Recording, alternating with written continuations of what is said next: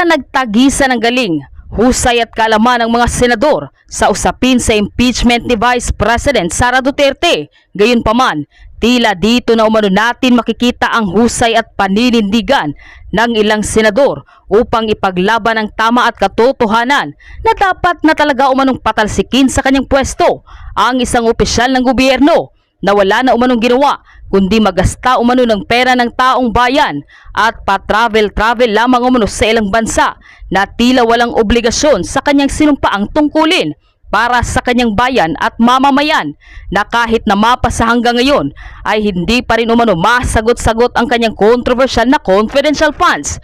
Panuurin, pakinggang mabuti at kayo na ang bahalang humusga. Ngunit bago tayo magpatuloy, huwag kalimutang i-like, share, subscribe, and click the notification bell for more updates and more upcoming videos. Maraming salamat! I rise on a question of privilege. Today, I believe the entire nation awaits the disposition of the matter in regard to the impeachment complaint filed against the Vice President, Sara Zimmerman Duterte. In the light of the recent but unanimous decision of the Supreme Court,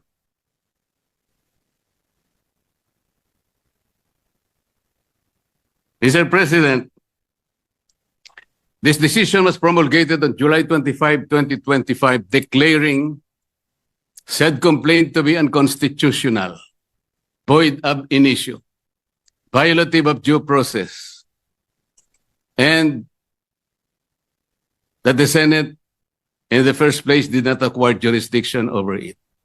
Take note, Mr. President, it even said that the decision is immediately executory. But before I continue, Mr. President, let me put on record that the initial proceedings, impeachment proceedings conducted by the Senate in the 19th Congress have never been formally carried over to the Senate of the 28th Congress. I do not know, and I'm not aware, I cannot recall of any action so far taken by this august chamber to the effect that the initial impeachment proceedings, which were deemed to have been terminated at the expiration of the 19th Congress at noon of June 30, 2025, have been miraculously brought to life into the present Congress. That having said, Mr. President, I'd like to continue. Mr. President, the decision of the Supreme Court did not dwell on the intrinsic merits of the impeachment complaint filed against the Vice President. It zeroed in merely on the procedures and the processes taken by the House of Representatives. To repeat, it declared the whole impeachment complaint constituting the articles of impeachment to be unconstitutional, violative of due process, void ab initio. Simply because the rules of procedure in impeachment proceedings in the House of Representatives were never followed. And they violated the one-year ban on multiple impeachment complaints as prescribed under Article 11, Section 3, Paragraph 5, which says that no impeachment proceedings shall be initiated against the same official more than twice within a period of 1 year. Napakasimple po ng sinasabi doon, Mr. President. No impeachment proceedings should be initiated against the same person more than twice within a period of 1 year. Ilan po ang impeachment proceedings, impeachment complaints na ipinail ng House of Representatives? 4 po eh. The first one started in December 2. Sumunod po December 4. Meron pang sumunod na December 19 hanggang sa umabot po noong February 5. Yun nga pong ipinangangalandakan na impeachment complaint which was signed by more than 1/3 of the members of the House of Representatives. Nasunod po ba Nasunod po ba ang tuntunin ng House of Representatives? Noon pong nag-require ang Supreme Court, Mr. President, tinanong po yung House of Representatives in connection with the two petitions filed by several parties before the Supreme Court. One of the items required by the Supreme Court is for the House to give the status of the first three complaints filed. Ano po ang sagot ng House of Representatives? Yun daw pong unang tatlo, the one filed in December 2, December 4, and December 19, were all archived. Nasaan po sa rules ng House na yun pong mga impeachment complaints na ipa-file ay archive? Wala po. Pwede po bang ipakita yung slide na kung saan ay makikita natin ano po ba ang proseso kapag may nag-file na isang impeachment complaint? Ayan po yung Rule 2. Ang sinasabi po sa Rule 2, Mr. President,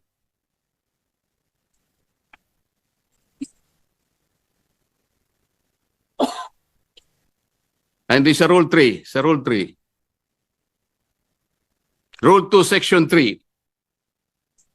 A verified complaint for impeachment by a member of the House or by any citizen upon a resolution or endorsement by any member thereof shall be filed with the office of the Secretary General and immediately referred to the Speaker. Bakit hindi po nasunod ang tuntunin na ito, Mr. Speaker?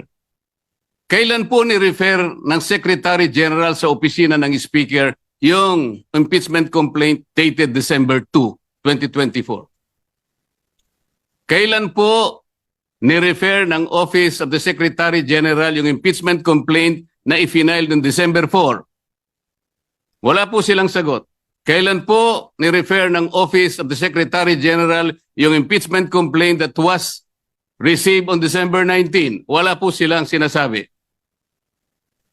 Kapag titingnan po natin ang sagot ng Solicitor General in behalf of the House of Representatives, ang sabi po nila, the Secretary General diligently referred simultaneously all the impeachment complaints to the office of the Speaker on February 5, 2025. Immediately po ba yan, Mr. Speaker? December 2, December 4, December 19, at isinama po yung February 5, all of them were simultaneously referred to the office of the Speaker on February 5. 2 buwan po ang kanyang ginugol para lang i-refer sa office of the Speaker. Ano po ang immediate doon? Wala po. Wala po silang sinunod. Wala silang ni-refer at ni-refer nga po delayed. Nung ma-refer po, ang sabi po ng Solicitor General, the 4 impeachment complaints were included in the order of business doon po sa session number 36. You will note, Mr. Speaker, hindi po niya ibinigay bilang annex yung order of business in section number 36. Ang kanya pong ipinakita ay yung journal number 36. Bakit po? Sapagkat hindi totoo na yung 4 na impeachment complaints were included in the order of business. Mr. President, I have a copy of the order of business, session number 36. And I will deposit a copy to the office of the Senate Secretary for everyone to see and examine for themselves kung talagang in-include nila sa order of business. Wala po. Saan po nila in-include? Doon sa journal. Iba po yung journal sa order of business. Alam po niyo kung bakit lang nalagay sa journal, Mr. Speaker? Idinagdag po nila as additional reference of business. That is not the requirement of the Constitution. Pwede po ba nating makita yung slide, ano yung sinasabi po ng Constitution?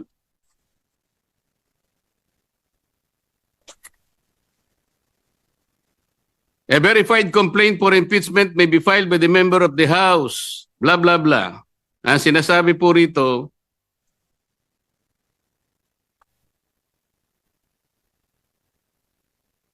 iba yun.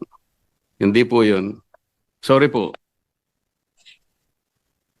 Nakalagay po, in-include sa 10th session day. Yun po yung section number 36. Hindi po totoo yun. Ilang violations na po? Kanina po, in-archive po yung tatlong violations. Hindi po ni-refer sa Committee on Justice. Pangatlong violation. 6 na po. Ngayon sinasabi po, in-include po sa order of business. Hindi rin po. 3 violations na naman. 9 na po. At sabi po nila, yung session 36 is the 10th session. Hindi po. Bilangin po natin yung December 2. That was the date when the first complaint was filed, endorsed, and received by the Office of the Secretary General. December 2 is session number 26. Mr. President, bilangin po ninyo yung session number 26 up to session 36 na sinasabi ng Solicitor General. Yun po ang 11th session. That was not the 10th session. Ang 11th session is session number 35. Just for the record, Mr. Speaker. So ilang violation na po yan? Balikan po ninyo yung Rule 2 na nandyan po sa slide, Mr. Speaker. Ano po yung mode of initiating impeachment? Ganito po ang sinasabi ng rule of the House of Representatives. Impeachment shall be initiated by the filing and subsequent referral to the Committee of Justice. Ito po yung Sereno versus, Francisco versus House of Representatives. Verified complaint for impeachment filed by any member of the House of Representatives, i-refer po sa Committee on Justice. Verified complaint filed by any citizen upon a resolution endorsement by any member thereof, i-refer po sa Committee on Justice. A verified complaint or resolution impeachment filed by at least 1/3 of all members of the House, i-refer din po sa Committee on Justice. Bakit po ang ginawa nila nung makakuha sila ng higit sa 1/3, dali-dali po nilang tinransmit sa Senate? Ang pagkakakala po nila, Mr. Speaker, sapagkat ang pinagbatayan po nila ay yung Rule 4 na kung saan in Section 14 sinasabi po endorsement of the complaint resolution to the Senate. Ang sinasabi lamang naman po noon, Sir President, ay yung pamamaraan kung paano po i-endorse yung impeachment complaint that was signed by 1/3 or even more members of the House of Representatives. Hindi naman po sinasabi doon na hindi na sa i-refer sa Committee on Justice. Bakit po nakalagay dito sa rule? Kailangan i-refer din siya sa Committee on Justice, but they never did. Mr. Speaker, Mr. President. So ilang violations na po ito? You cannot use Section 14 in isolation of Section 2. Hindi po pwede yun. Binigyan po ba ng discretion, Mr. President?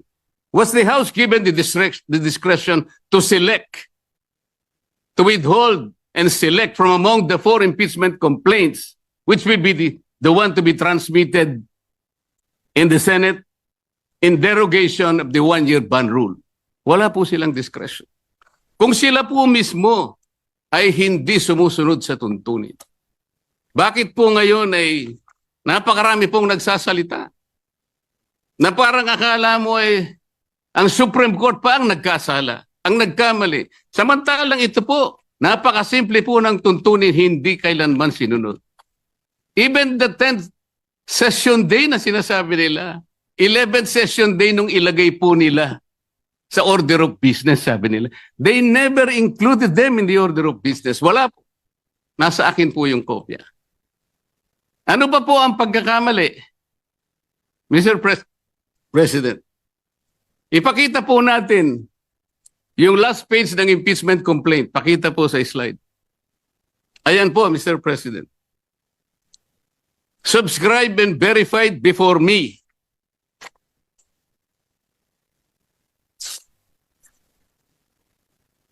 Sabi po ng Secretary General,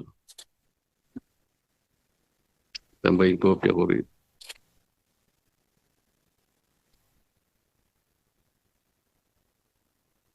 Subscribed and verified before me on this blank day of February 2025. Wala pa pong date. Ito po ba ang verification, Mr. President? Hindi po. Ang verification po ay nakasaad po sa mismong tuntunin ng House of Representatives. Balikan po natin ang Section 3. Ano po ang sinasabi? Section 3, Paragraph 2. An impeachment complaint is verified by an affidavit that the complainant has read the complaint and that the allegations therein are true and correct of his personal knowledge or based on authentic records. At the very least, yun ang dapat na ilagay po. Nakalagay po ba sa verification dito? Ng Secretary General ng House of Representatives? Wala. Ito po'y parang jurat lang sa isang affidavit. Sinasabi lamang po dito, kilala niya yung nagsipirma sa isang dokumento. Na ang dokumento ay naglalaman ng 32 pages. This is not the verification required under the rules of impeachment by the House of Representatives. Ang totoo po, kung balikan po natin ang Section 14, nandyan po sa slide. Isinulat na po sa tuntunin kung ano po ang dapat kopyahin nila para magkaroon ng tunay na verification. Hindi pa po nila kinopya. Mr. President, ito po yung contents ng verification na dapat sana yun ang nilagay nila sa complaint. We, sabi po rito, after being sworn in accordance with law, depose and state that we are the complainants in the above entitled complaint or resolution of impeachment, that we have caused the said complaint resolution to be prepared and have read the contents thereof, and that the allegations therein are true of our own knowledge and belief on the basis of our own reading and appreciation of documents and other records pertinent thereto. Kokopyahin na lang, Mr. President. Hindi pa nakopya. Mr. President, alam mo po, nung ako'y grade 4, yung teacher po namin, binigyan po kami ng isang short quiz. I-drawing ninyo kanya yung Bicol region. Siguro po 1963 yun, Mr. President. Yung Masbate, hindi pa kasali sa Bicol region. O hindi, kabisado ko naman po sapagkat mahilig po ako sa social studies, Mr. President. Meron pong dalawang nangungopya sa akin. Yung isa nasa likod, yung nasa kaliwa ko. Yung nasa likod po, nakopya niya pong tunay yung aking drawing. Pinagalitan siya pero ipinasa po sapagkat nakopya niya po yung aking drawing. Yung isa po, nangopya na nga, hindi pa niya nakopya. Ang kinopya po, Masbate. O wala po. Hindi po siya nakapasa. Ano pong ibig ko sabihin dito? Kukopyahin na lang eh. Alam po ninyo sa mga litigation lawyers, practicing lawyers worth their salt. Wala ka lang certification of non-forum shopping, i-dismiss ka ng Supreme Court. Paliwanag po yun. Hindi subscribe yung complaint mo, dismiss ka kagad. Mahigpit po ngayon eh. Ito po, this is an impeachment complaint. You are removing the second highest official of government. Yun lamang pong verification. Sablay na po eh. Ano pong nakalagay dito? Section 3, Paragraph 3. An impeachment complaint required to be verified which contains a verification based on information and belief or upon knowledge or information and belief or lacks proper verification, katulad po nito ngayon, shall be treated as an unsigned impeachment complaint. So pwede pong tratuhin pala ngayon sapagkat wala pong verification.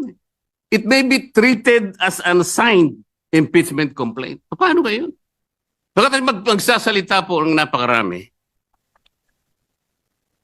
Alam po ninyo kung, Sir President, kumbaga po sa nagluto ng sinaing, pasensya na po kayo kung kinakailangan ako po'y gagawa ng pagkahalin tulad, ano. Ang impeachment complaint po ay parang sinaing na niluto ng House of Representatives. Hilaw po eh. Hilaw na hilaw.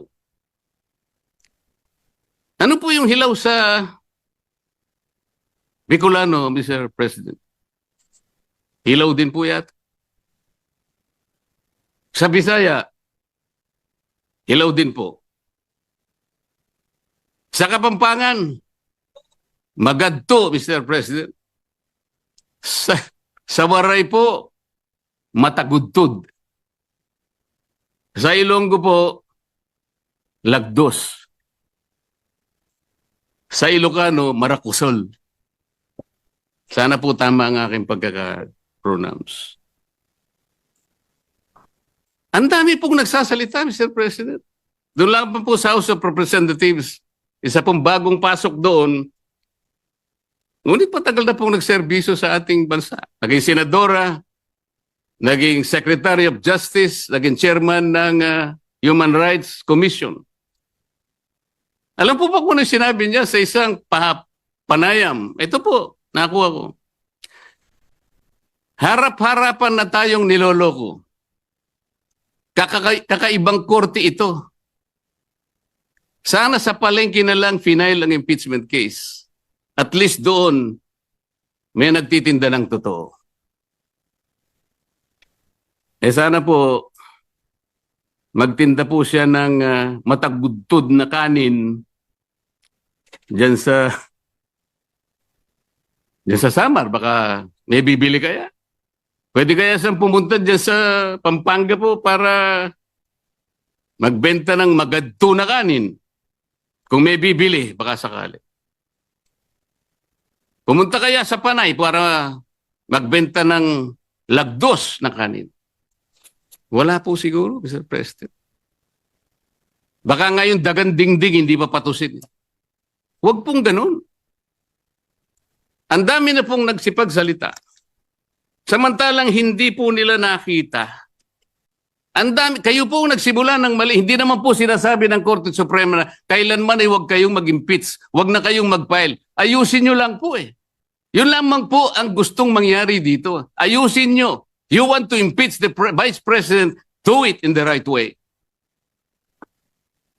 Hindi naman po tinignan ng merito eh. Ang sinasabi yung proseso, hindi po nyo sinunod eh. Sinasabi na nga, walang impeachment complaint bukod sa isa. Laban sa isang opisyal sa loob ng isang akalain mo namang 4 po kagad ang ipinay. Pagkatapos yung 4, i-consider mo na isa. Hindi naman po yata tama yun, Mr. President.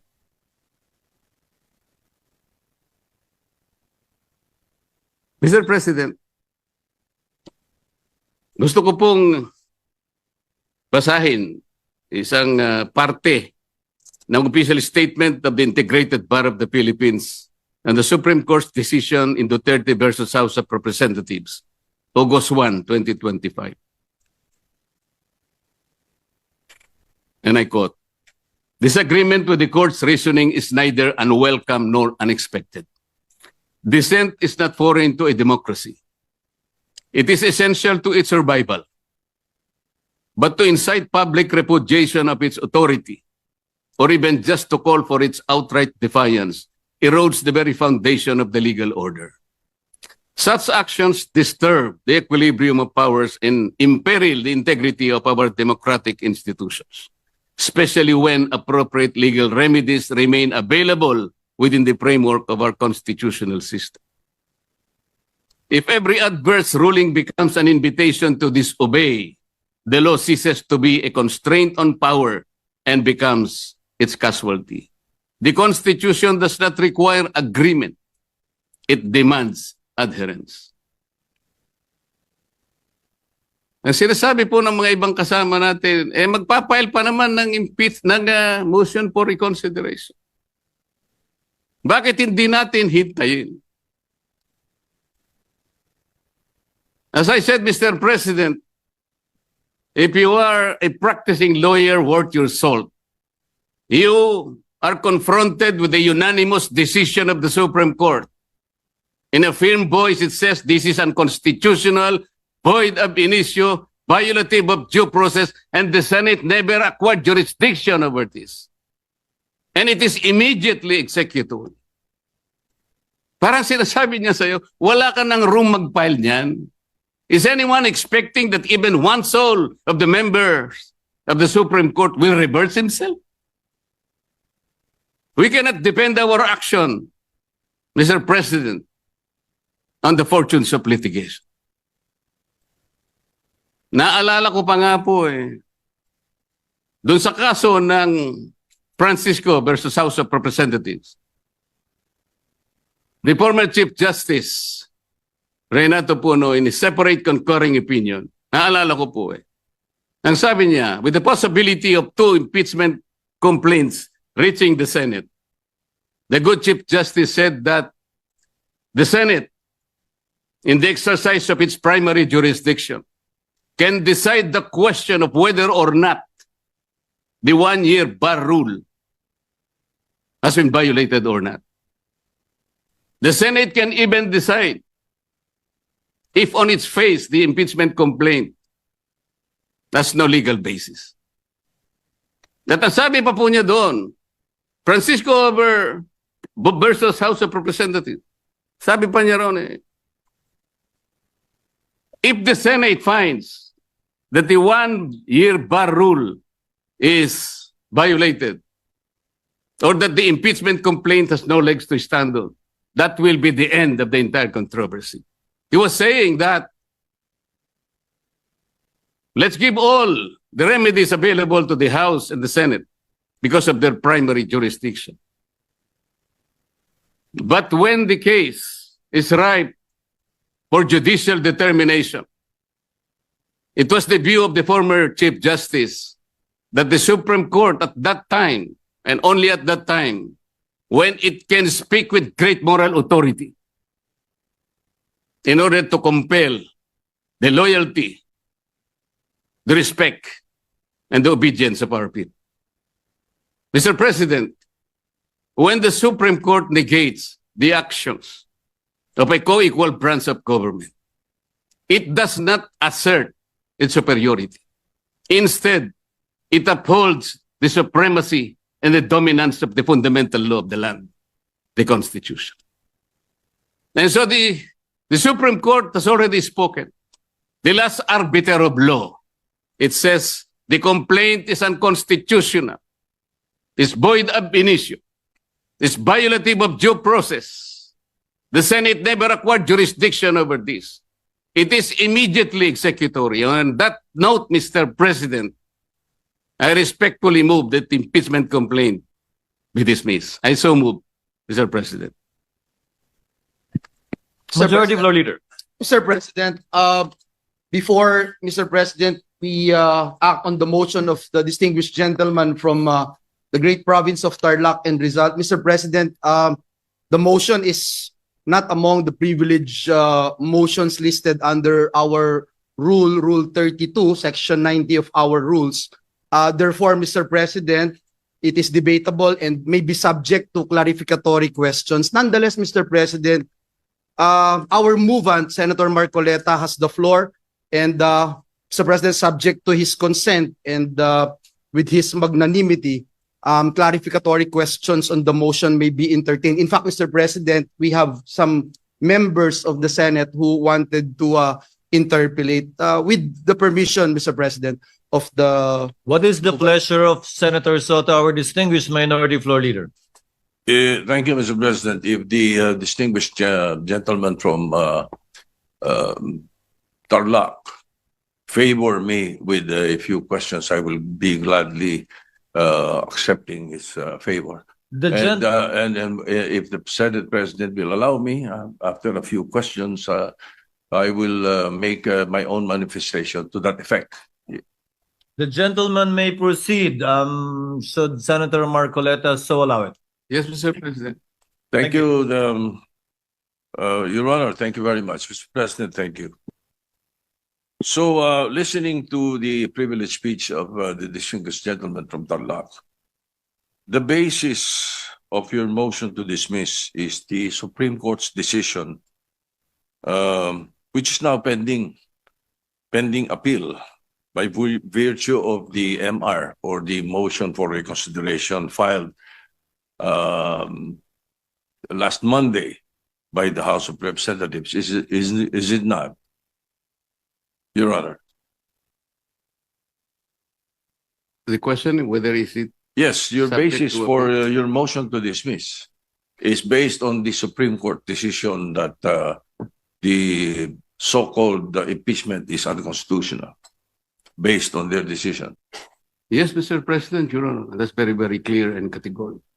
Correct. The Supreme Court decision, Mr. President, although immediately executory, is not yet final. thus appealable. Ngayon, naka-appeal na. Marami nagtatanong, kung naka-appeal na, ba't tayo nagmamadali? Na-dismiss ito sa atin. So may I ask the gentleman, what will happen if we prematurely dismiss the case and the Supreme Court subsequently grants the MR and reverses its own decision? The question, Mr. President, is speculative. Yes, yes. May I have a speculative answer, Mr. President? We cannot speculate. We can only guess, second guess, because on the basis of our experience as a practicing lawyer, Mr. President, ito pong ganitong klaseng desisyon, talaga pong wala na pong kaduda-duda na kahit po mag-file pa tayo ng motion for reconsideration. We are hoping against hope. It is as if we are wishing for the moon. Palagay nyo po, palagay nyo lang po merong isa na nag-reverse.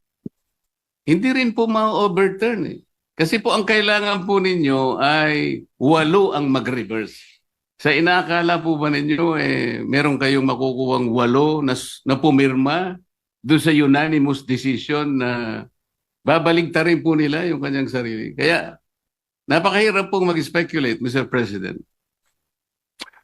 I will accept the answer of the gentleman, but I have done my research, Mr. President. And to remind everyone, the reversal of the Supreme Court's own decision is not impossible, even in landmark cases. In the case of Labogal, Bilaan Tribal Association Incorporated versus Victor Ramos, GR number 127882, December 1st, 2004, questioning the constitutionality of Republic Act 7942 or the mining law, the Philippine mining law. The Supreme Court granted the MR, reversing and setting aside its earlier ruling. And also, Mr. President, just a few days ago, the Supreme Court reversed its own ruling on the definition of a stockholder. This is the case of Lily Lopez versus Lolito Lopez with GR numbers 25497-957-58.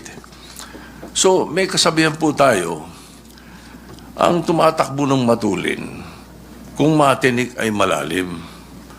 Kaya dapat siguro pag-isipan muna natin kung tama ba na bago magdesisyon ang Supreme Court, basta ibasura na natin ang kaso na ito.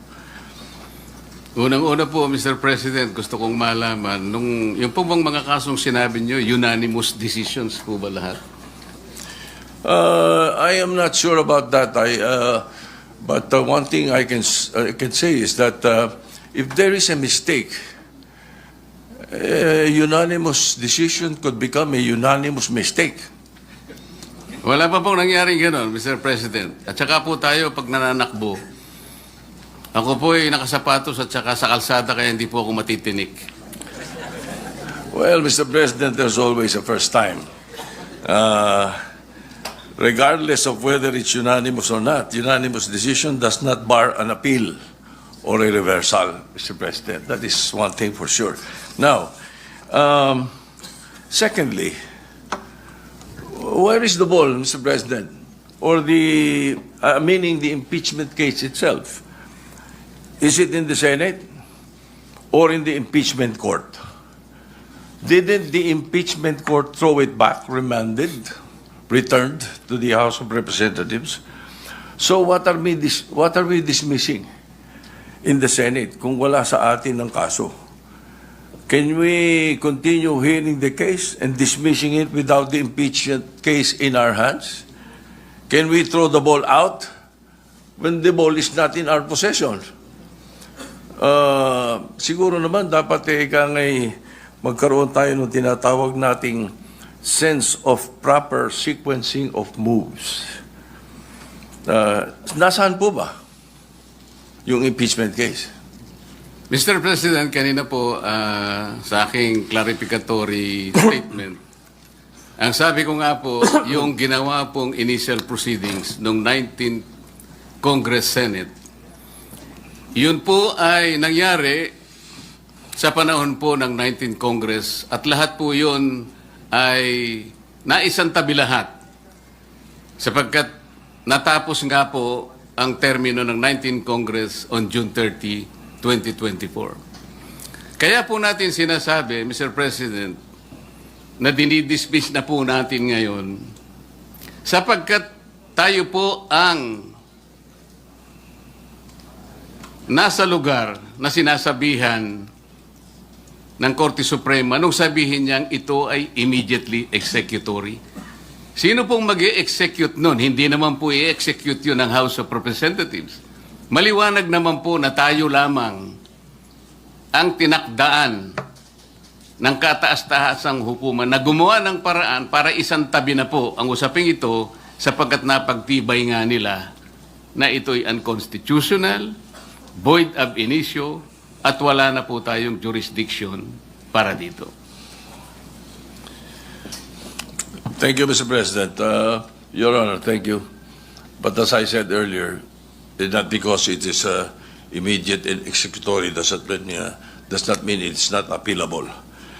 Now, to continue, Mr. President, I hope you don't mind. I will be posing a question, but then I will be doing a manifestation based on this question that I will be posing. So I'm certain that the gentleman from Canal Rock has read the 97 pages ruling of the Supreme Court to come up with this motion.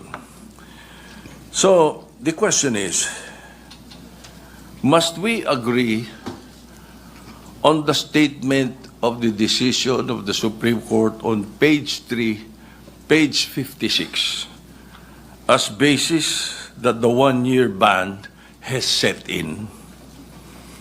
With that question, allow me to proceed with my manifestation with your permission, Mr. President. For the benefit of our colleagues, my colleagues, the last paragraph of page 3 states that, quote, since the 19th Congress terminated, the 3 impeachment complaints became enacted upon, end of quote. Again, this was reiterated in page 56, second paragraph of Roman numeral 5. It says, quote, the House of Representatives, however, was unable to act on the first 3 impeachment complaints because of the adjournment of the 19th Congress. To continue, for constitutional purposes, the first 3 complaints were effectively dismissed. In both instances, Mr. President, the Supreme Court was referring to the February 5, 2025 adjournment. But they have, erroneously believed that the said adjournment is the same adjournment with the sine die adjournment that ends a Congress. It is not. February 5 did not terminate the 19th Congress as stated in the decision. The sine die adjournment of the 19th Congress was on June 13, 2025, wherein the last session day was last June 11. Mr. President, and for the information of the public, there is a world of difference between adjournment versus adjournment sine die. Sa atin, pag nag-adjourn tayo for the Christmas break, nag-adjourn for the Easter break, nag-adjourn for the election period, nothing dies. The treaties, bills, resolutions, anything filed continues. It does not, it is never archived. Well, perhaps the lawyers of the ponentes did not realize that, or they were not familiar with the rules of Congress. As I said, this is a world of difference. Now, this is a transcendental case. Ang laking constitutional issue. Wala man lang oral arguments, or at the very least, a consultation with some members of Congress or members of the bar na nakakaintindi ng rules ng Congress regarding the procedure. In that matter alone, Mr. President, kasabihan ninyo mga lawyer, falsus omnibus, falsus unos, falsus omnibus. Mistake in one, mistake in all. In that manner, they wouldn't have decided based on their unfamiliarity with the legislative process. May mali agad eh. Pati ba legislative rules natin gusto nilang palitan? Ganun ba yun? Maybe not everyone may appreciate the importance of the legislative calendar of Congress. But us, it is a big deal. That's why I'm stressing this point.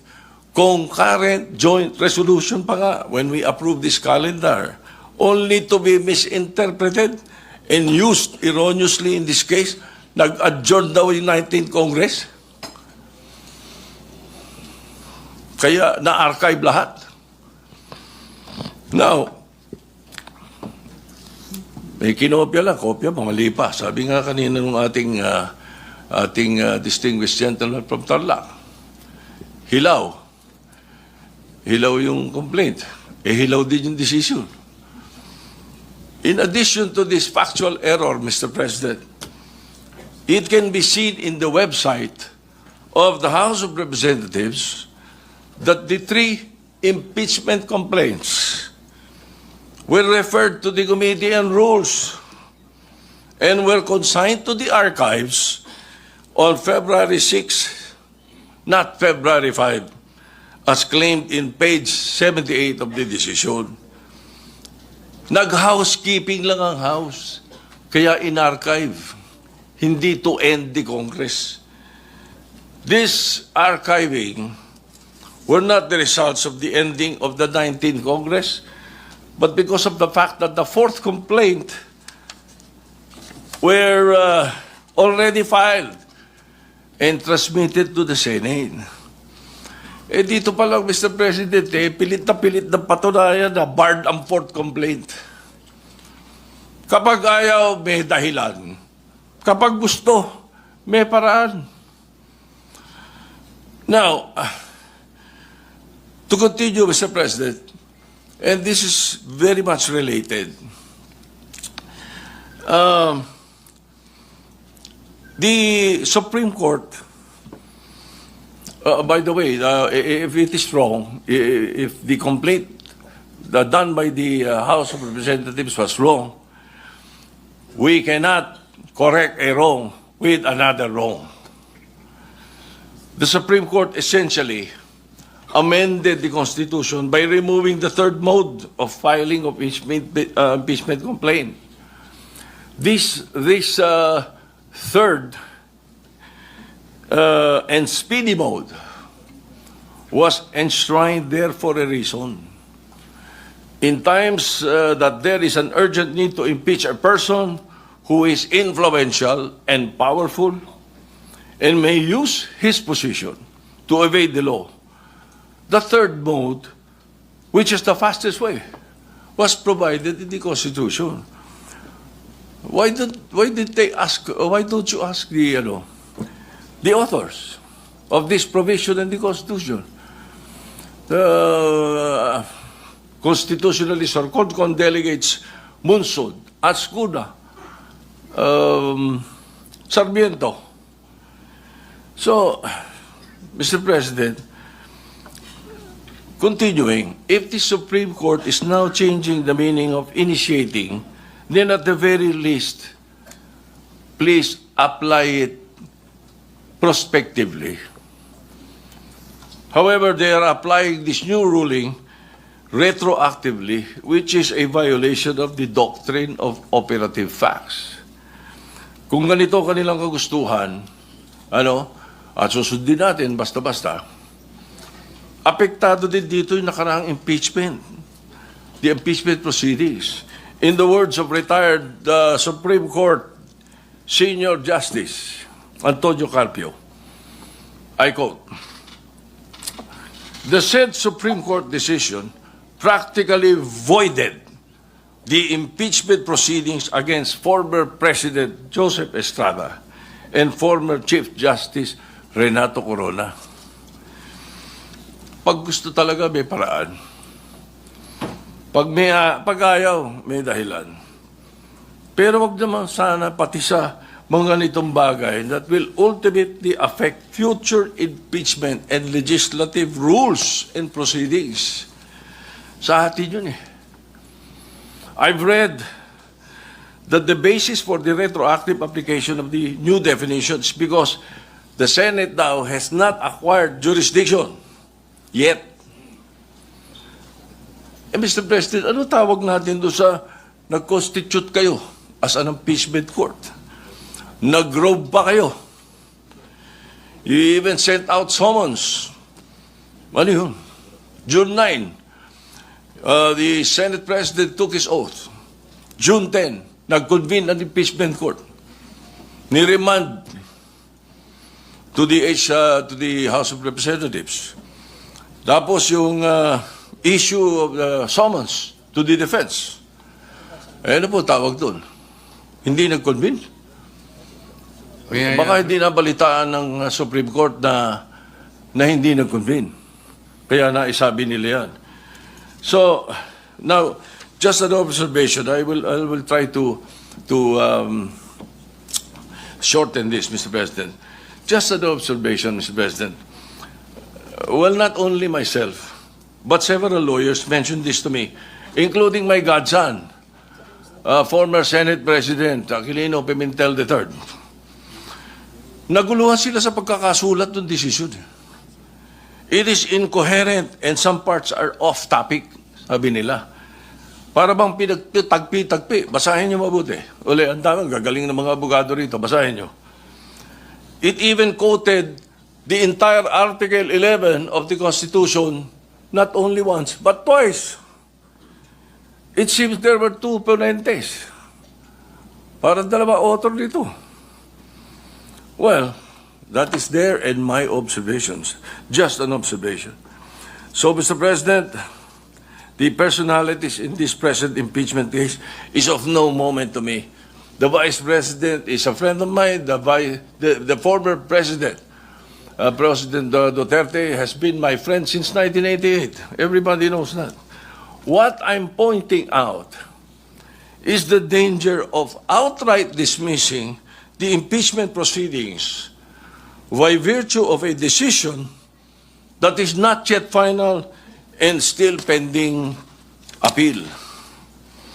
Justice Leoden himself said, Mr. President, I quote, "The Supreme Court is not perfect. Citizens and academics certainly have the right to call attention to the fallibility of the courts." Tama po yun. There is no perfect institution. Even Supreme Court ka, pwede mag-commit ng grave abuse of discretion or culpable violation of the Constitution. A case decided unanimously does not mean that it is infallible. For all we know, it is a unanimous mistake. That again can be corrected by setting aside and reversing prior pronouncements. Again, they have filed, the HRP has the Office of the Solicitor General has filed the MR last Monday. So, in this regard, we shall wait for the resolution of the MR. Please, let us allow and give chance to the Supreme Court to rectify its decision, which contains clear and blatant errors. For their sake and for the sake of future proceedings, let us not dismiss forthwith And in that light, considering the motion of the gentleman to motion to dismiss, I move to table the motion to dismiss. A motion to table has a higher precedence than a motion to dismiss. Thank you, Mr. President. Mr. President, may I have a quick reaction to the manifestation of the gentleman? The gentleman may do so if he so desires. Mr. President, in the answer of the Solicitor General in behalf of the House of Representatives, there was already a categorical admission that the three initial complaints prior to the fourth one were dismissed because they were all archived. As I have said, archiving is not part of the rules of impeachment of the House of Representatives, but they just did it. Palusot lamang po yun, Mr. President. Paano mo i-archive nang hindi mo susundin yung tatlong steps na sinasabi ng sarili nilang tuntunin? These are not baby steps. These are constitutional steps. At kanina po ipinakita yung slides na yung inclusion in the 10th session day is constitutional. The referral to an appropriate committee is constitutional. There was no referral to any committee.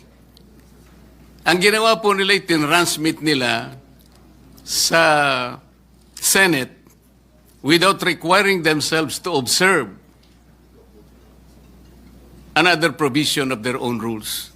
This is to refer to the Justice Committee, where the Vice President might probably be given at least a modicum of right to defend themselves. That is what we call due process. Wala po eh. Inakala po nila na kapag may 1/3 na or more, ay pwede na nilang huwag gamitin yung Section 2 ng kanilang rules. Hindi po nakalagay yun eh.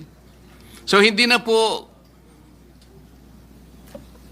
kailangan na i-distinguish pa natin yung adjournment and sine adjournment. Kasi inadmit na rin po na in-archive nila kahit na wala po sa tuntunin. Kanina sa manifestation, tinanong din po. Kung wala tayong jurisdiction, paano yung unang initial proceedings? Pwede po yung initial proceedings ninyo will be considered under the doctrine of operative facts. Hindi pa po na-declare na wala pang jurisdiction ang Senate at that time. Ngayon lang po nangyari. Kaya po yung ginawa ng Senate of the 19th Congress, tama pa rin po eh. Wala pa pong declaration noon.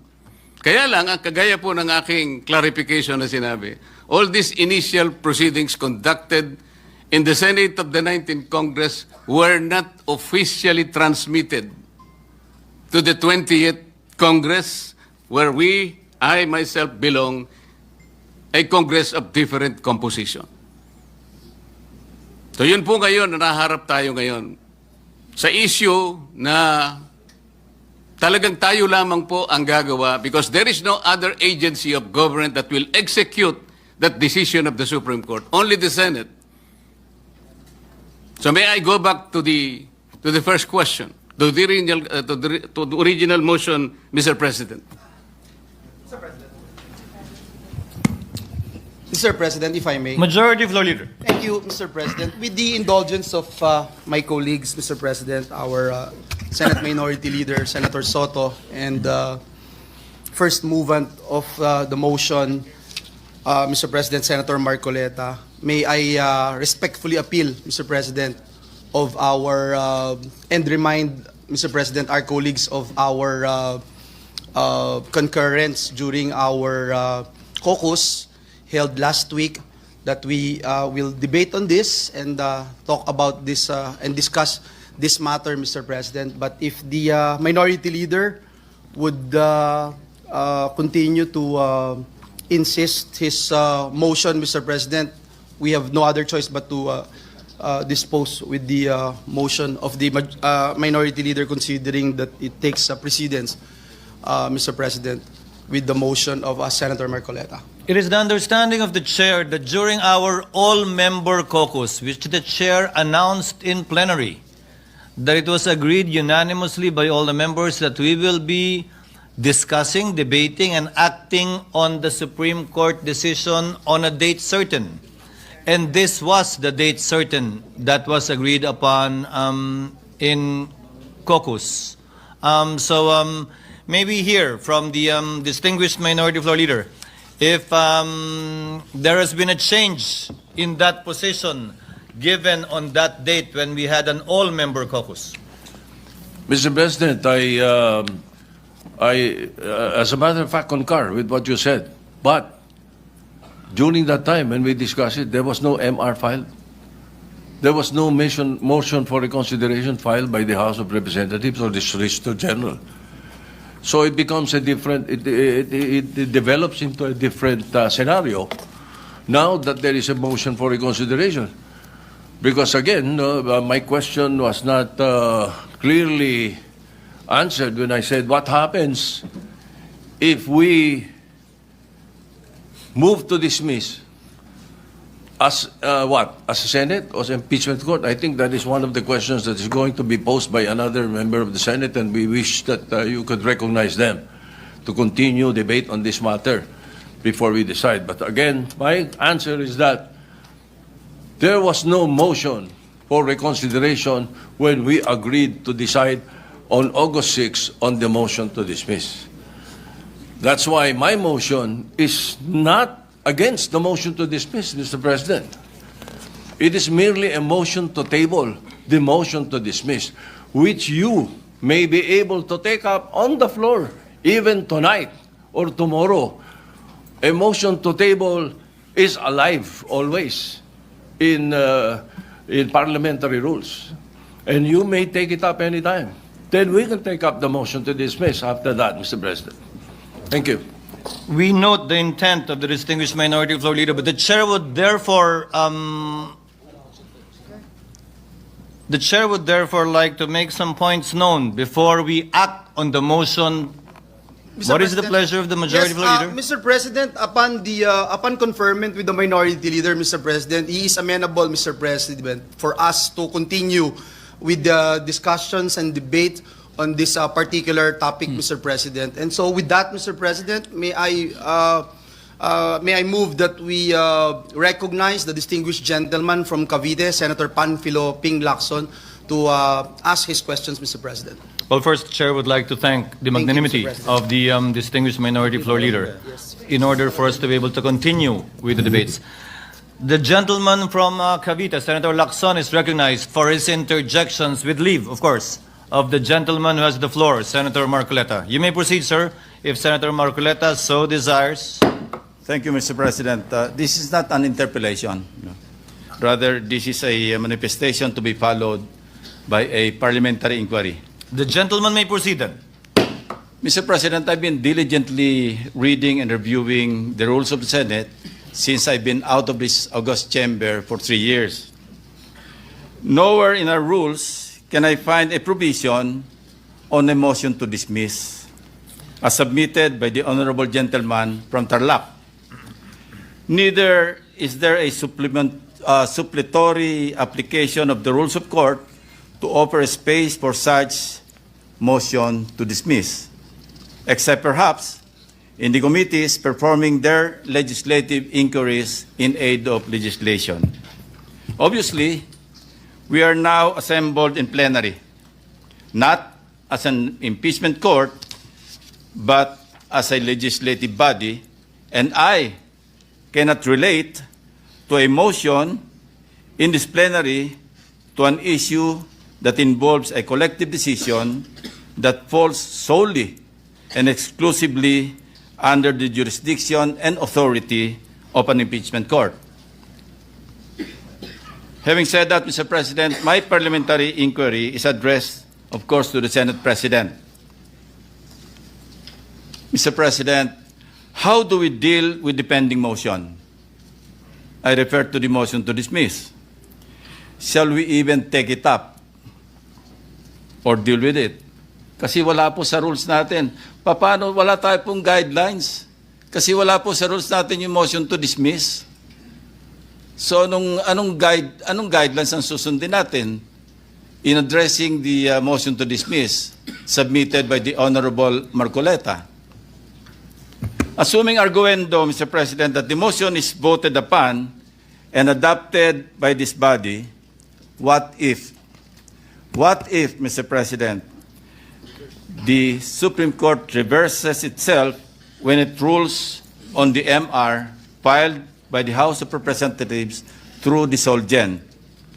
Shall we also backtrack and reverse ourselves in dismissing the impeachment case?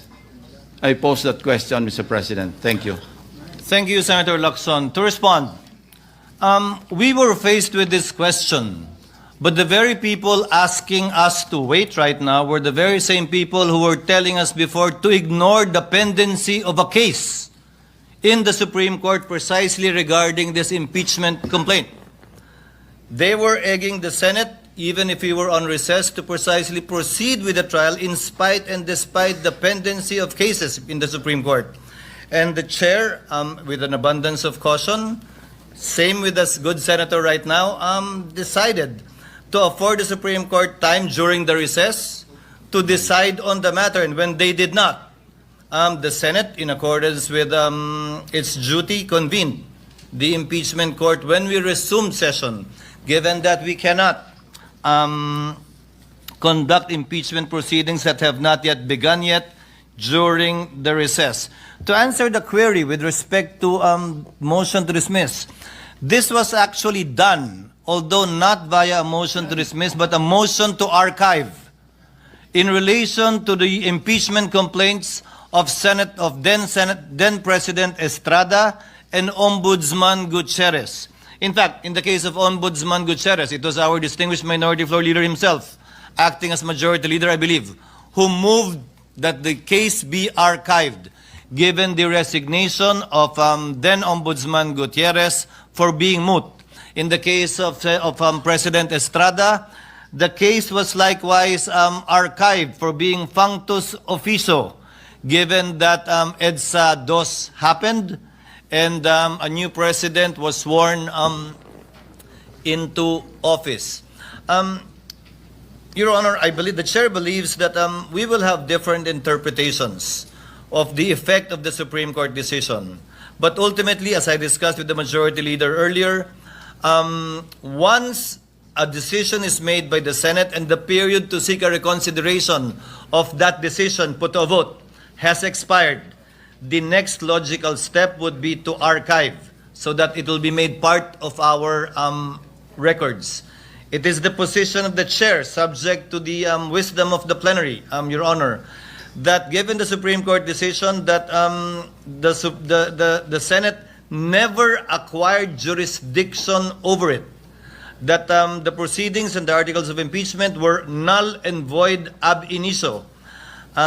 Indeed, there might not even be anything to dismiss, and the procedure would be more properly to archive, similar to what we have done in the past, so that these proceedings will still be made part of the Senate's records. But we will cross that bridge once we put it to a vote, Mr. President. I go Your back Honor. to my previous question, Mr. President. Anong gagawin natin sa motion to dismiss? How do we deal with it?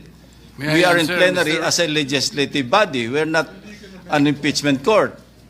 So yun ang tanong ko po, Mr. President. Yun ang essence ng aking parliamentary inquiry.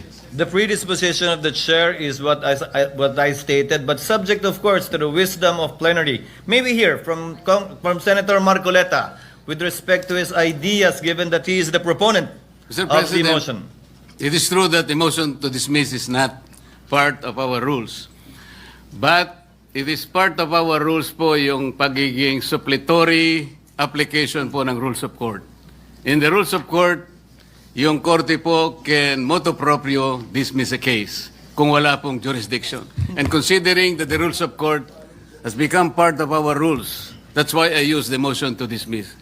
Pag wala pong jurisdiction, halimbawa, sa isang korte, collection case po ito, 5,000 pesos po yung pinal niya, dinismiss po ng court kahit hindi pa sumagot yung kalaban, Mr. President, kasi ang jurisdiction po ng korte hanggang 3,000 lang. Ganun po ibig sabihin nun. Minsan po, hindi po verified yung complaint, dinismiss. Sa motu proprio, talagang dinidismiss. Paano po kaya kung sinabihan pa nga na the Senate didn't acquire jurisdiction over the case?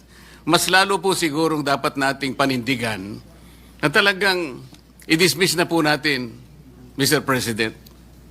Senator Lacson is recognized. Again, I refer to our rules, Mr. President. Wala rin po ako makitang suppletory application sa rules of the Senate pagdating sa plenaryo. Pwede pong gamitin ito sa mga committee hearings. Sa impeachment. Inquiry in aid of legislation. But we are not there. We're here in plenary. Maski po basahin natin na 100 beses ang ating rules of the Senate, wala pong suppletory application sa ating rules. Thank you, Mr. President. The point of Senator Lacson insofar as that is concerned is well taken. Senator Pangilinan. Just on the point of Is recognized. suppletory, the rules of court being suppletory. Mr. President, the rules that are suppletory presupposes that there are no rules of the Senate or the Senate impeachment court. In other words, in the absence of a standing rule or provision of either our Senate rules or the Senate impeachment court rules, then we refer to the rules of court as suppletory to our rules. But in this case, the Senate impeachment court has a specific rule, resolution number 39. Upon presentation of the articles to the Senate shall specify the date and time for the consideration of such articles. Unless the Senate provides otherwise, it shall continue in session from day to day until final judgment shall be rendered, and so much longer as may in its judgment be necessary. In other words, as an impeachment court, of course, not as a Senate in plenary, but even that is now being debated because this representation believes the sole power to try and decide impeachment cases is the impeachment court and not the Senate in plenary. Mr. President,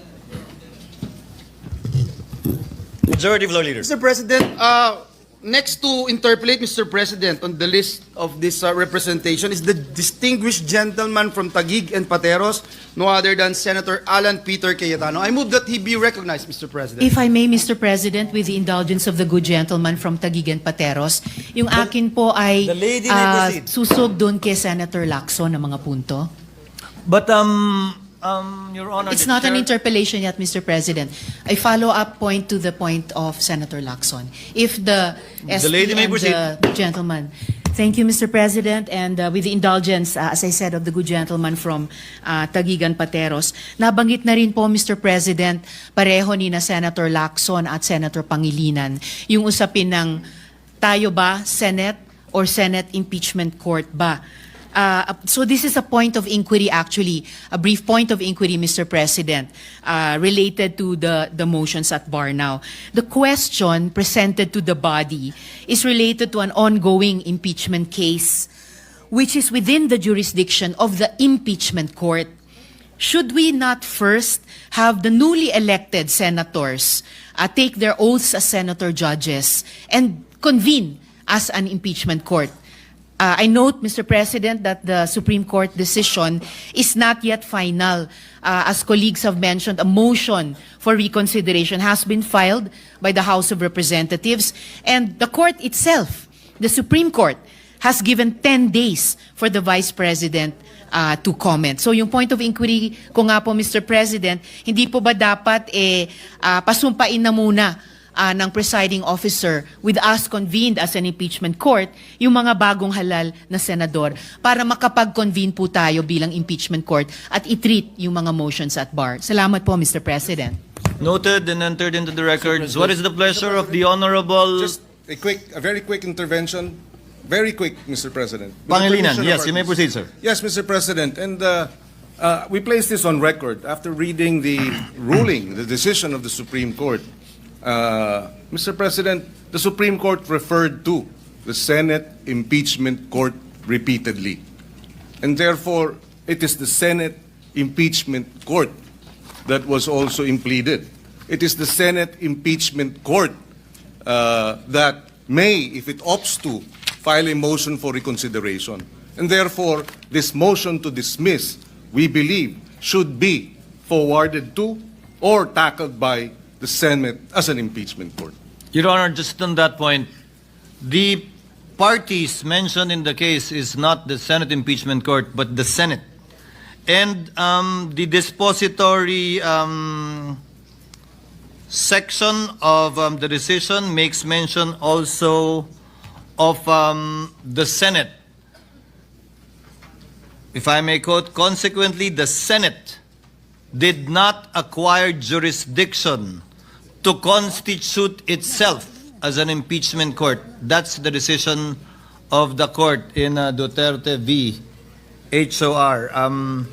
Mr. President, and we will go back to the earlier manifestations The of... mic, please. We will go back to the earlier manifestations of the minority leader.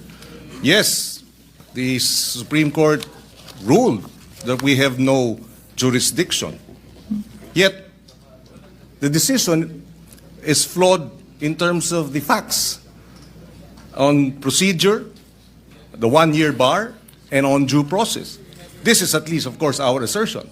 And therefore, should we not wait for a motion for reconsideration to be resolved before we proceed and vote on the matter that has removed from the impeachment court jurisdiction? Should we not at least assert the power and the prerogative under the Constitution of the Senate impeachment court in terms of the exclusive jurisdiction, number one, and the sole power to try and decide? That is what we will be deciding and voting upon this afternoon, Your Honor. Thank you, Mr. Senator President. Cayetano is Yes, recognized. please, Mr. Thank you, Mr. President. The distinguished gentleman, Senator Marcoleta from Tarlac and Senador ng buong bansa. Sir President, initially I wanted to speak pagbotohan na po. But very interesting po yung question na bringing up ni Senator Lacson. But aside from that, Mr. President, masyadong mabigat yung crossroads na hinaharap ng ating bansa. And remember, assuming we do nothing today, I am 101% sure that on February 6, 2026, an impeachment case will be filed against the Vice President. Maybe against other impeachable officers too. So I think it is very important that mahimay natin yung desisyon, yung sentimento ng institusyon na to, mailabas hindi lang sa social media at sa traditional media ang mga puntong nagsasaliwa, meaning pong parang hindi nag-uusap eh. So at least here we disagree, but whether we listen to the minority leader or to Senator Marcoleta, we agree to listen to each other and to examine each other's points. So I just like a few minutes on some very important matters. Let me start by the accusation that because of this decision, masyado nang mahirap at wala nang mai-impeach.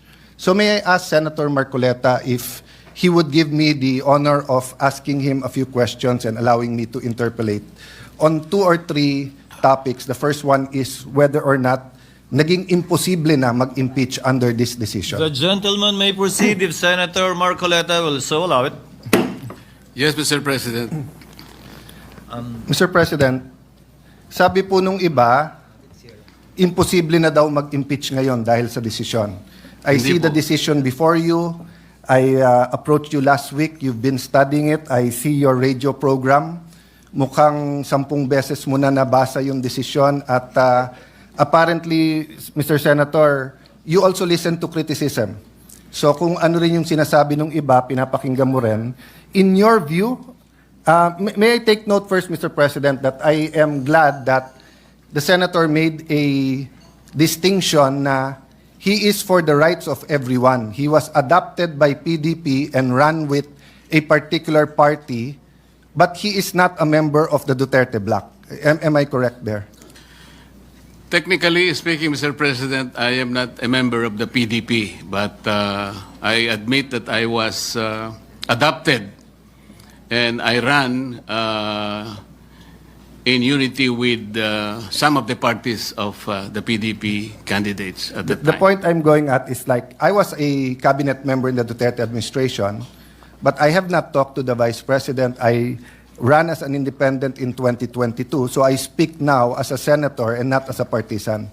I assume the same, Your Honor. Yes, that Mr. you're, President. you're giving your own personal opinion as Senator Marcoleta, not as a partisan. Of course, I assume that for everyone here, no, regardless of our position.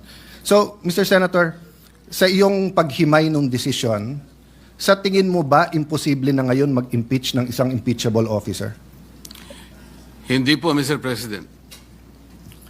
So naging napakahirap ba mag-impeach ng isang officer? Hindi ko po alam kung bakit mahirap po sa kanila, Mr. President. Ang importante lang po, ilagay lang po sa tamang proseso. Napakasimple po kasi nung kanilang mga tuntunin, iniisip ko, sundin lang yung mga tuntunin. Ang problema po, isa man sa tuntunin, wala pong sinunod. Kaya po humirap ng humirap para sa kanila. So, Mr. President, I'm glad you mentioned tamang proseso. I think the way the Supreme Court said it in page 95 of the decision, there is a right way to do the right thing at the right time. The problem, Mr. President, is sinasabi po nung iba, may decision na sa former decisions, meron ng definition ng initiation, and many of us here were not mere spectators there. I mean, Senator Soto, I think, was in the impeachment court, di ba, of Senator Estrada, Senator Laurentu. Senator Kiko was still on the, we were together kay Senator Corona. Senator Cheese and I and Senator Miggs were in the House during the prayer 1/3 to the Senate articles of impeachment, di ba?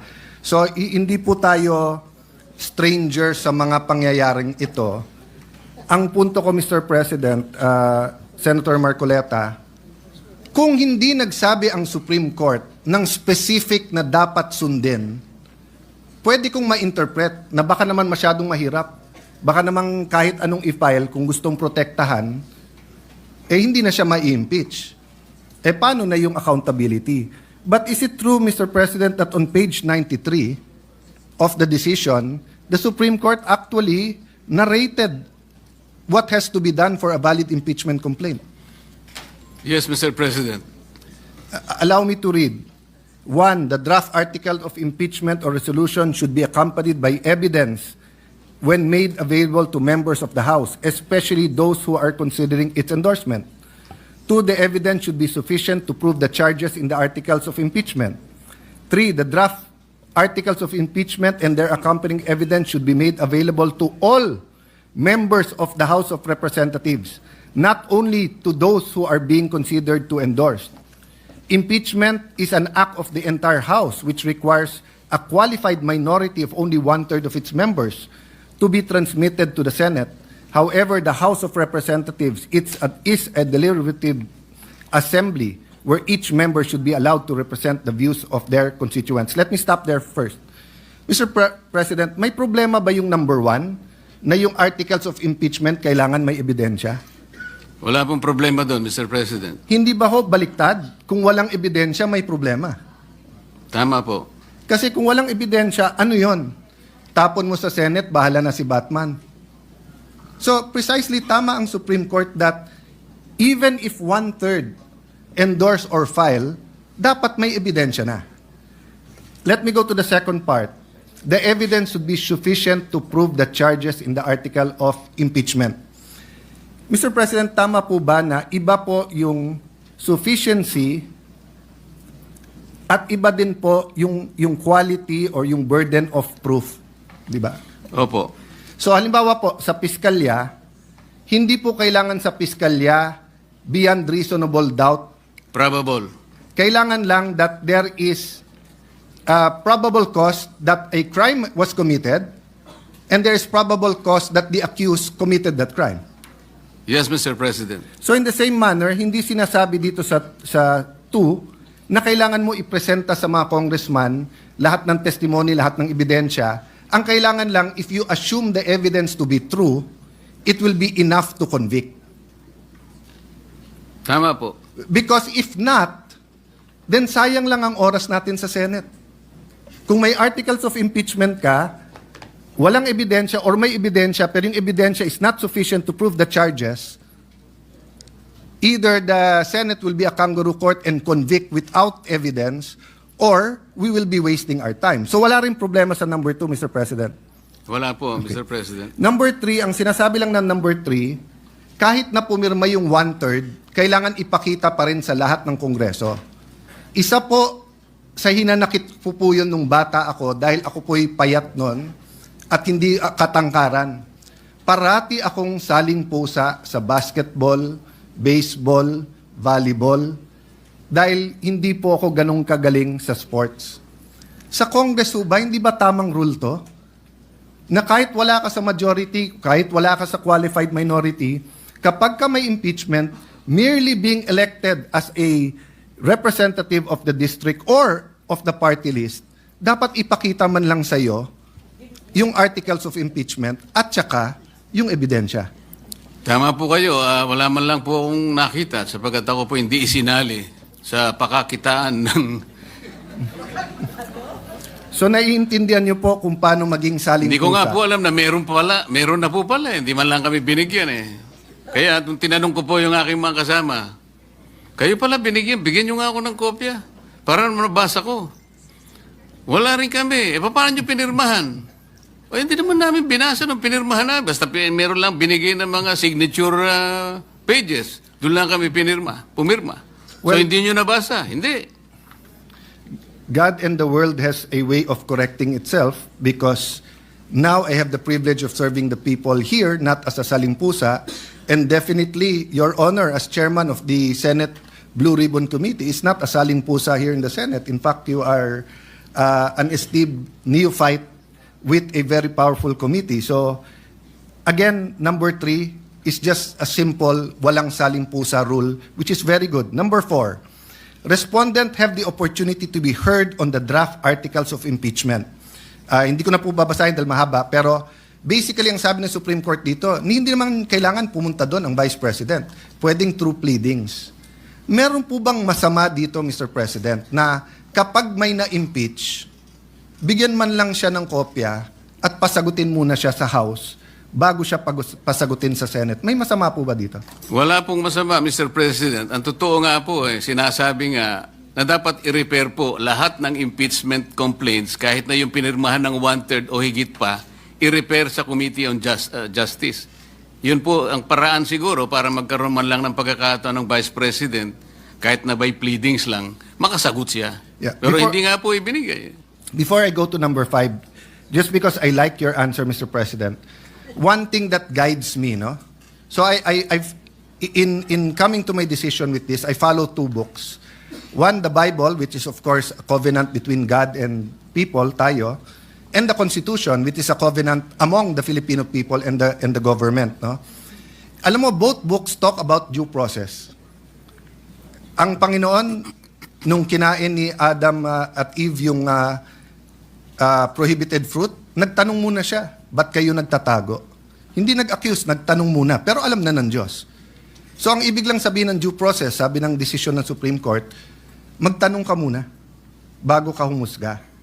So Mr. President, I was thinking, what if naging masyadong emotional yung eleksyon ng huli? And one-third of members of Congress ay naging anti-administration at ang kinahaharap natin ngayon ay isang impeachment labang kay President Marcos at pag siya'y na-impeach, magiging presidente si Vice President Sara.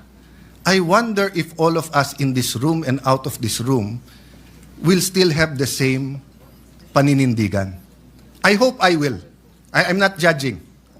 I am just saying, Mr. President, what helps me is those 2 books, but also to put myself in the opposite side, to put myself in that position. What if, so I'm looking, I see my good friend, former Senate President Subiri, shaking his head. So, natanaw ko tuloy si Senator Kiko. What if Vice President Lenny and Senator Kiko won in 2022?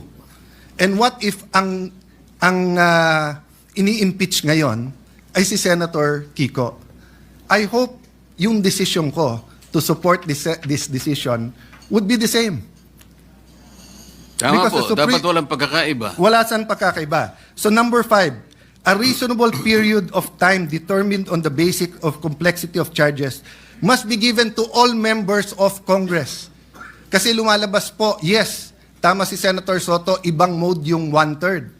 Pero lumalabas po mismo sa pleadings, mismo sa sinabi ng House of Representatives, wala pang 3 oras.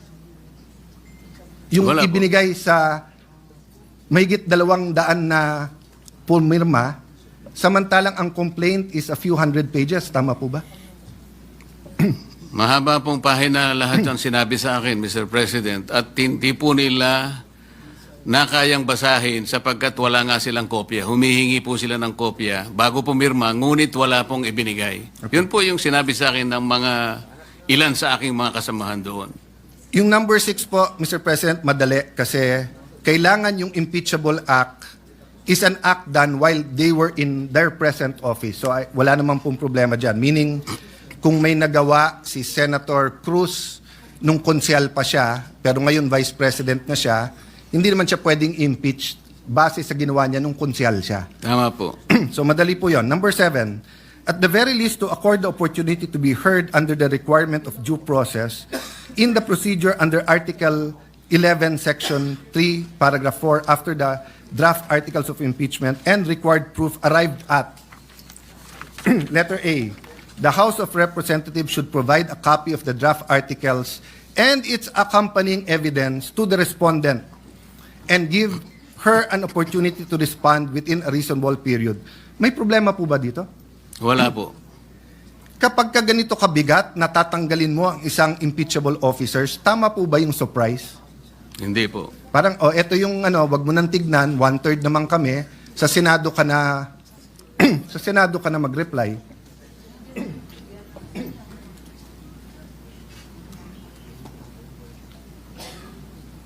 Letter B simply states that all members, again, it's the walang saling pusa. So, Mr. President, in other words, it is not true that it is now too difficult. Sundin lang yung page 93, 94. Whether it's February 6 for the Vice President or if anyone wants to file an impeachment against anyone, magagawa to at any time. Tama po, Mr. President. Let me reverse my question, Mr. President. Dapat ba maging madali mag-impeach ng isang officer? I'm asking, of course, your opinion that I value, Mr. President. Depende po sa ini-impeach na opisyal. Pero kinakailangan po hindi dapat magmadali. Kaya dalawa po kasing bagay yun eh. Kailangan po siyang mapagbigyan ng due process niya at gaano man po karami yung ebidensyang inaharap sa kanya. Bigyan natin siya ng pagkakataong makasagot. So maaari pong mahirapan ng konti, tumagal ng konti. Ngunit kailangan po natin ibigay lahat ng proseso sa ini-impeach at sa mga nag-i-impeach. I value your answer on due process, Mr. President, and that's my second point. But if you would just also accept, or maybe I can put on record, I'm of the personal view, hindi dapat maging madali mag-impeach ng isang impeachable officer. Bakit po? Unang-una, iilan lang po sila sa ating bansa. Ombudsman, member of constitutional commissions, President, Vice President, Supreme Court. Hindi dapat madali dahil it's an extraordinary remedy in extraordinary circumstance not to penalize them, but para protektahan ng ating bansa at para nga po alisin sila sa equation if they will damage our country. So, the difference po with this impeachment sa iba, at least the impeachment of President Estrada, President Arroyo, and again, may I be sensitive especially to my friends here, no, who are of that administration, was with us, against us, or like Senator Jingo and Senator JV. Yung feeling kasi doon is that if there was another day na hindi na impeach, magagamit yung opisina na yon. Kasi presidente pinag-uusapan. Ganon din sa Chief Justice, na habang nandun ka, ma-influensyan mo yung korte. Pero pag pinag-uusapan mo Vice President ngayon, wala naman siyang hawak na departamento, wala siyang hawak na agency, wala namang police, militar, NBI, Coast Guard, whatever, under sa kanya. Yes, we should hold her accountable kung may ginawang mali. Dapat i-impeach pag may ginawang mali. Pero it's not true that today and tomorrow matters that much. Because wala naman siyang opisina na magagamit not only to cover her tracks or to damage the country. Di ba? In fact, I doubt kung walang perpetual disqualification yan, baka iba ang suma natin ngayon. But I don't want to go to the political aspect. The point I want to make, Mr. President, is para tayong nag-Goldilocks. Pag gusto natin yung i-impeach natin, so nung time na yon na gustong impeach si President Erap, padaliin natin. At kung hindi, walk out tayo. Oh. Kung kakampi mo si GMA, pahirapan natin. Kung kakampi mo si Duterte, pahirapan natin, di ba? So, in that point, I see why the Supreme Court, they made a statement nag-statement sila about history. Sabi ng Supreme Court,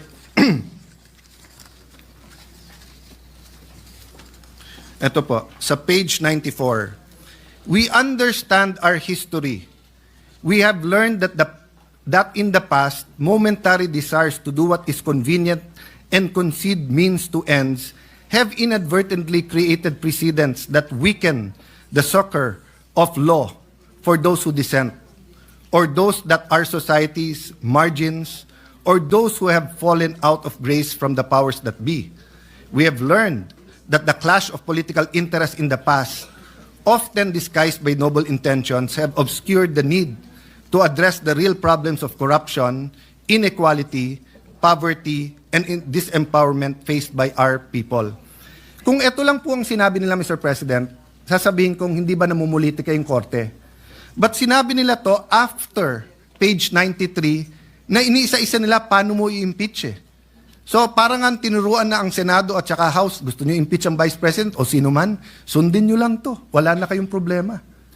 So I think in that sense, Mr. President, it's a balanced decision. Ang question, Mr. President, yung tanong ni Senate Minority Leader, former Senate President Soto, operative fact, Mr. President.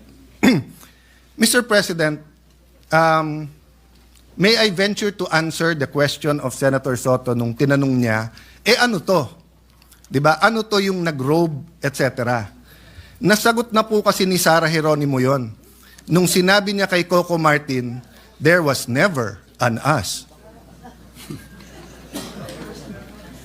There was never an us. Sinabi kasi ng Supreme Court na void ab initio to. But I have a reason, Mr. Minority Leader, former Senate President, and Senator Ping, why I bring this up. Because I agree with Senator Ping na ano ang i-dismiss natin. Because ang sinasabi ng Supreme Court, and that goes to my last point, for your consideration, Senator Marcoleta, sabi ng Supreme Court, there was never an us, ibig sabihin, void ab initio. So wala tayong i-dismiss. So theoretically, if we do not do anything today, we are following the Supreme Court decision. Except, yeah, that's why I'm agreeing with you. So agree with me when I'm agreeing with you, Mr. Senate President and Senator Ping. However, human nature is that if we do not do anything, people will say it's pending. And we do have the 1 year one filing bar. So the Constitution did not intend that every single day of your life as ombudsman, as vice president, president, may nakatutok sa yung impeachment. So it is also fair to the vice president that we dispose of this. The question now is, if it is void ab initio, why did the Supreme Court not apply the doctrine of operative fact? In my research, two reasons. One, hindi po bringing up ng House of Representatives ito. Bringing up po to ng House of Representatives later on in the MR. Number two, there is a rule that kapag ka magkakaroon ng injustice or may ma-oppress, hindi pwede yung operative fact.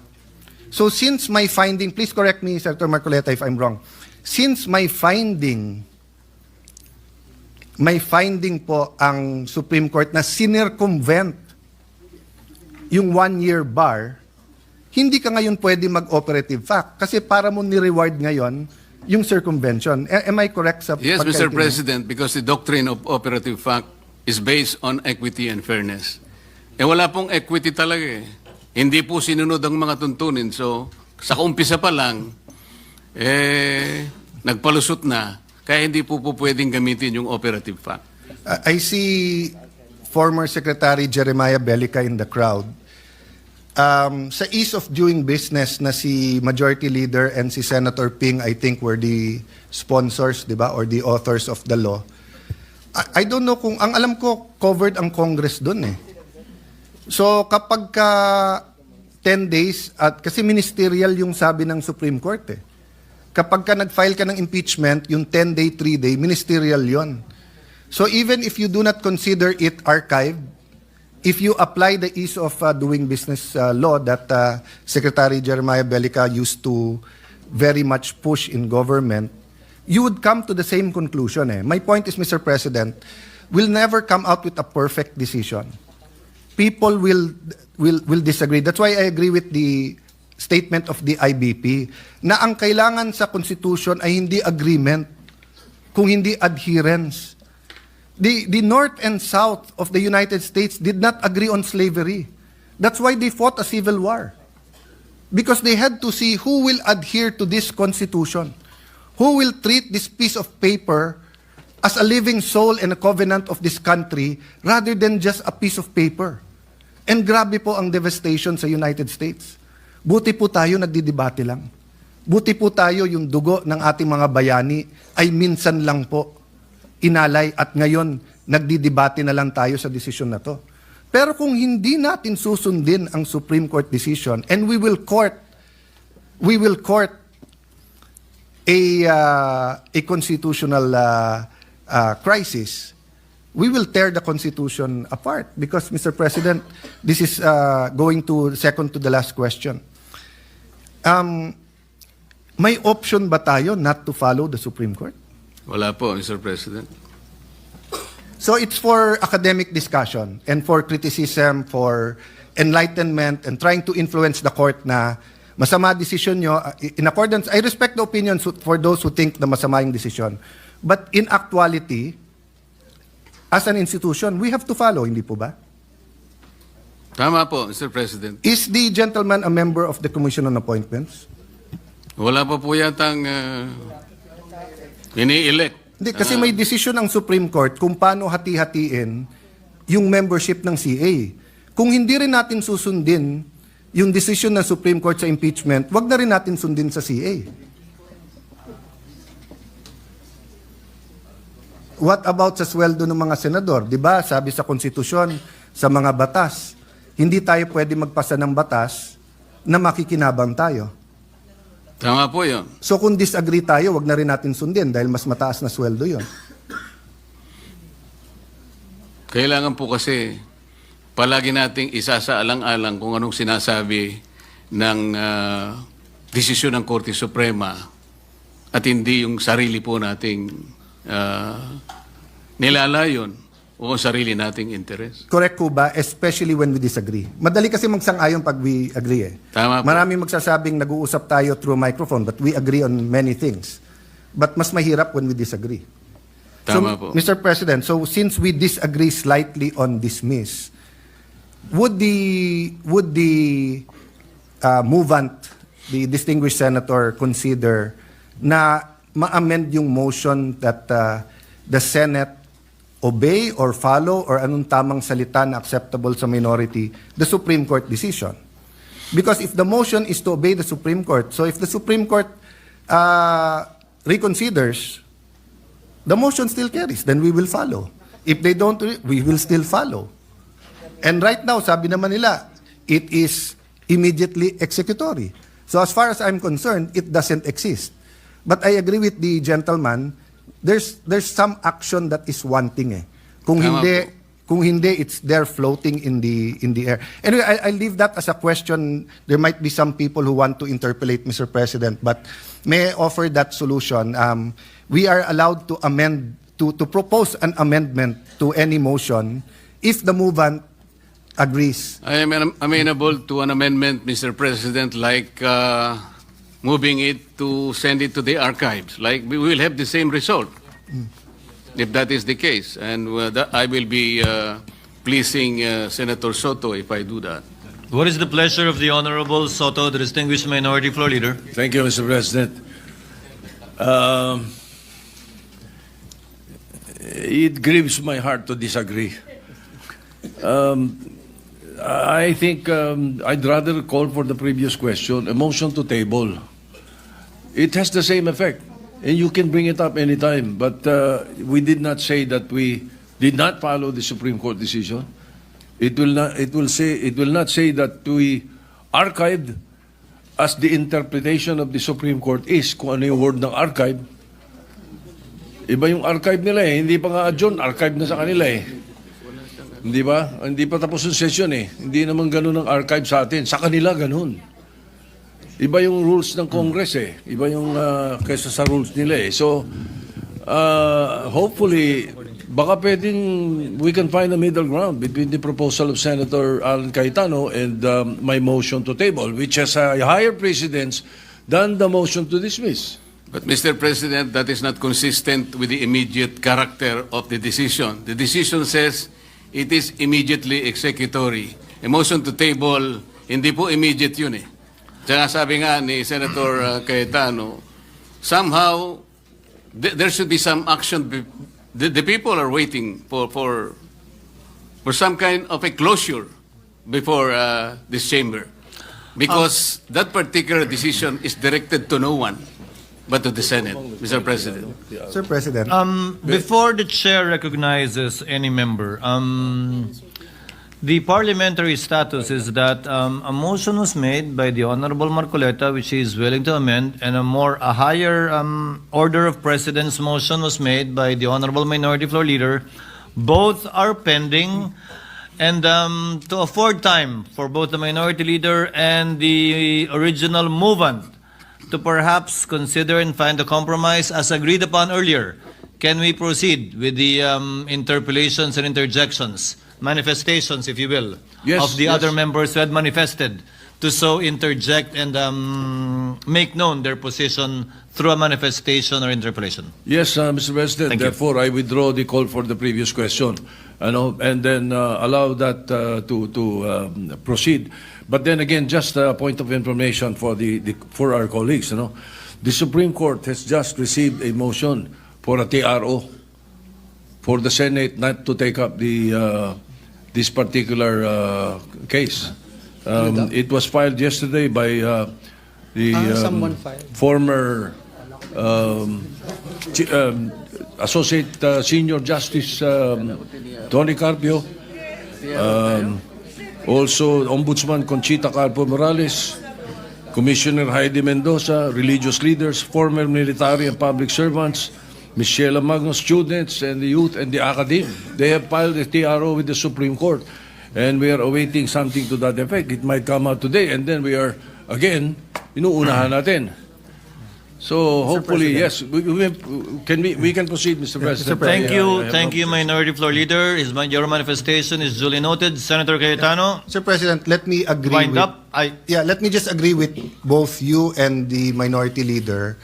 And of course, thank Senator Marcoleta for his openness. Ang intention ko lang naman po in proposing an amendment, wala pa yung actual words, no? But, Mr. President, kasi kung pwede, pag bumoto tayo, dahil mabigat po yung pagbobotohan natin at most of us have dug in already sa legal opinion natin sa boto natin.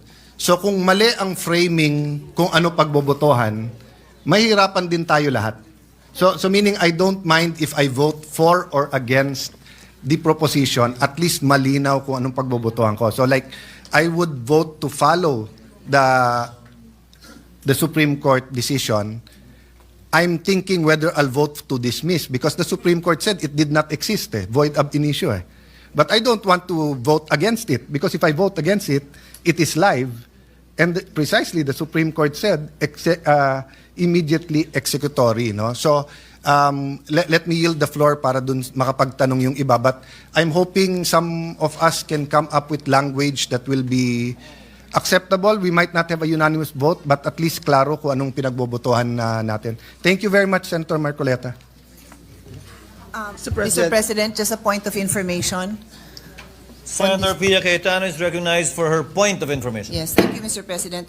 I'm happy to be corrected. We have on the floor, I don't know, maybe 5 or 6 previous majority floor leaders. Senator Alan was a majority floor leader. The minority floor leader was Senator Soto was a majority floor leader. Senator Kiko was a majority floor leader. Senator Subiri, former Senate President, was also a majority floor leader. I hope I didn't forget anyone. Lauren was a majority floor leader. So on that note, so again, I'm happy to be corrected, but the rules, to my knowledge, do not limit us to a particular kind of motion. Rule 31, the title is Precedence of Motions, so it lists the motions that take precedence. Rule 32 is the privilege motion. It doesn't mean that we cannot have a different motion. So just put that on the table so that those who want to be creative can continue this discussion later on when we get to that point that we are deciding if we will rephrase, if we choose to look for a more appropriate wording. But I'd like to include this in everyone's for everyone's consideration, that there doesn't seem to be a limitation on what kind of motion we can present to the body. Thank you. Thank you very much, Senator Cayetano. Mr. President, at this juncture, may I move that we recognize the distinguished gentleman from Davao, Senator Bato de la Rosa. Senator De La Rosa is recognized. What is your pleasure, sir? Thank you, Mr. President.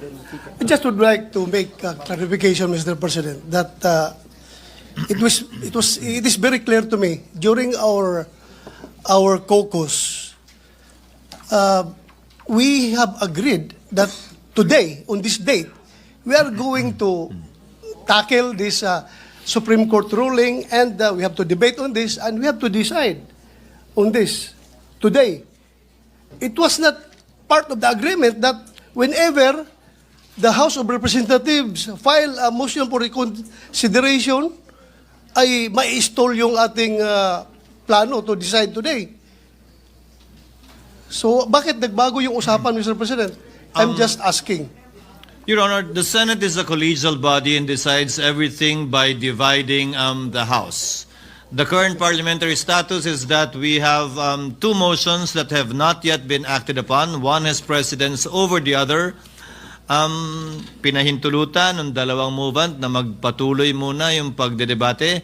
So darating po tayo sa punto, matapos ang debate, na pagbobotohan natin yung dalawang motion po na yan. Ayon sa precedence ng rules natin. Majority Floor Leader. Mr. President, just very quickly. Mr. President, Very quickly. Is this already your...